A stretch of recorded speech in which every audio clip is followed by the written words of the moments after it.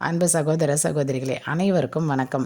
நம் வீட்டில் மகாலட்சுமி நிரந்தரமாக குடிக்கொண்டிருக்க மகாலட்சுமியை வணங்கினால் நமக்கு லக்ஷ்மி கடாட்சம் உண்டாகும்.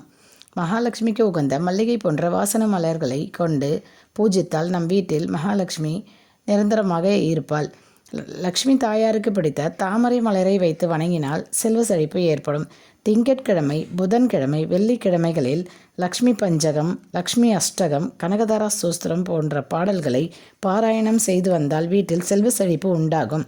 மகாலட்சுமிக்கு பால் நிவேதானம் செய்து அதை ஏழை குழந்தைகளுக்கு தானம் செய்தால் வீட்டில் குழந்தை செல்வம் உண்டாகும். குழந்தைகளை நோய்கள் அண்டாது. இதேபோல் தாமரை மலர்கள் நிறைந்த குளத்தை தரிசிப்பதும் வலம் வருவதும் அதில் வசிக்கும் மீன்களுக்கு பொறி போன்ற உணவுகளை இடுவதும் லக்ஷ்மி கடாட்சத்தை பெற்றுத்தரும். தினமும் காலையில் கண் விழித்த பிறகு குளித்துவிட்டு அல்லது முகம் கை கால்களை கழுவிக்கொண்டு நம் பிரதான கதவை திறக்கும்போது மகாலட்சுமியே வருக வருக என்று மனதார வேண்டிக்கொண்டு கதவை திறந்தால் லக்ஷ்மி தாயாரின் அருள் நமக்கு முழுமையாக கிடைக்கும். நன்றி, வணக்கம்.